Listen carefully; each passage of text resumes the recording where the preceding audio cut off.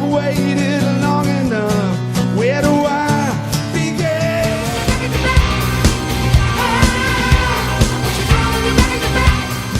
It's ordinary.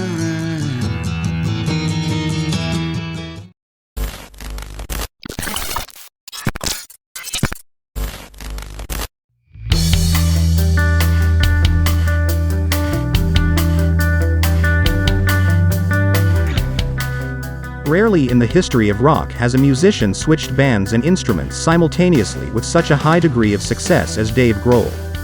Born on January 14, 1969, Grohl grew up in Washington, D.C., teaching himself to play drums and guitar while listening to such heavy metal acts as Led Zeppelin, Kiss, Motörhead, and Black Sabbath, plus the punk outfits Black Flag, the Germs, Bad Brains, and the Stooges.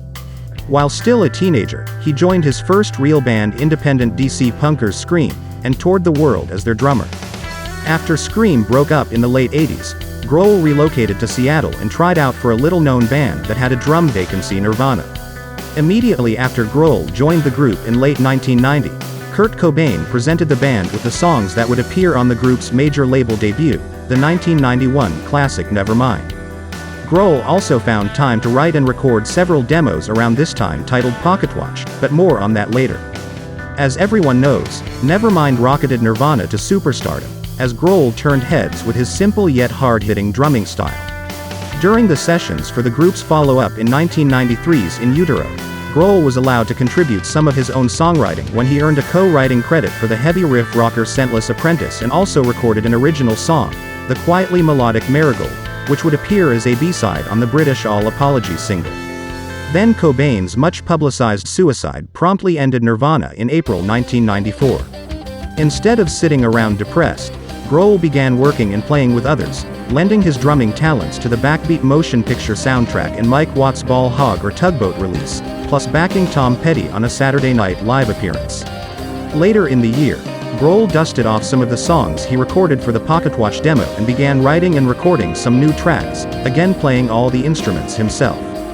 Not sure initially if these songs would ever see the light of day, he eventually decided to issue them under the name Foo Fighters, and promptly formed an ad hoc band consisting of ex-Germs and Nirvana guitarist Pat Smear and ex-Sunny Day Real Estate members William Goldsmith and Nate Mendel, while Grohl surprisingly put his drumming days behind him in favor of guitarist and singer duties.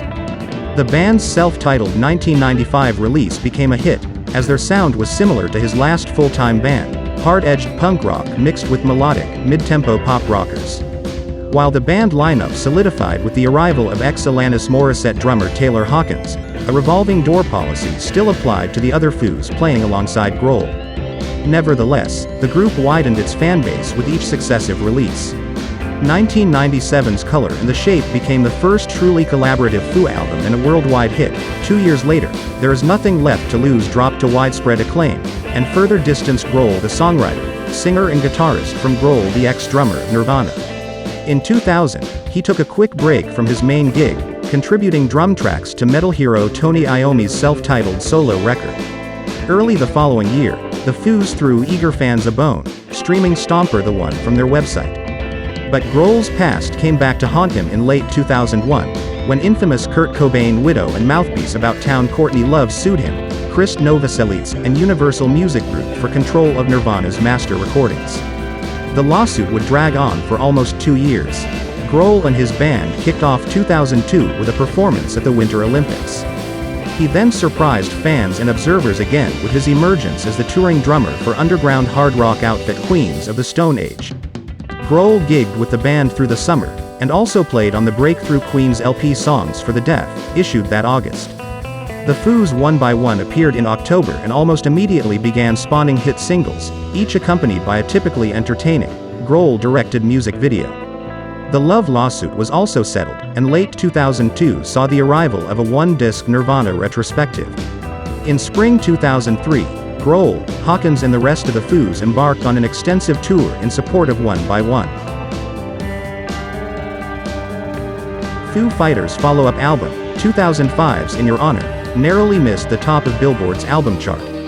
After releasing a live album titled Skin and Bones in 2006, the band constructed a dozen fractured, eclectic rock songs to be released in 2007 under the name Echoes, Silence, Patience and Grace.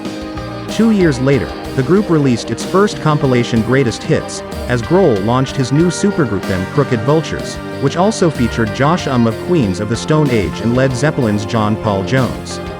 Foo Fighters reconvened for 2011's Wasting Light, a Butch Vig production that doubled as the official return of Pat Smear, who hadn't played on any of the band's albums since 1997. Wasting Light wound up as a smash success for the Foos, debuting at number 1 on the Billboard charts, going gold in the US and garnering the band another 4 Grammy Awards. In the wake of Wasting Light, several other Foo projects emerged. A limited edition compilation of covers called Medium Rare released for Record Store Day 2011 and a documentary of the band called Back and Forth. The group toured the album into 2012. In 2012, the Foo Fighters announced they were taking a hiatus and Grohl immediately returned to the confines of Queens of the Stone Age, drumming on their 2013 album Like Clockwork. He also threw himself into directing a documentary about the legendary Los Angeles recording studio Sound City. The film appeared early in 2013 to positive reviews, and it was accompanied by a soundtrack called Sound City Reel to Reel, which featured Grohl-directed jams with a variety of Sound City veterans plus Paul McCartney. Not long after its release, the Foo Fighters announced their hiatus had ended and they were working on a new album. After 2 Foo Fighters albums, 2014's Sonic Highways and 2017's Concrete and Gold, Grohl made a documentary devoted to the pleasures of playing musical instruments. Entitled Play, the doc appeared in 2018, accompanied by a soundtrack containing a 22-minute track featuring Grohl on every instrument.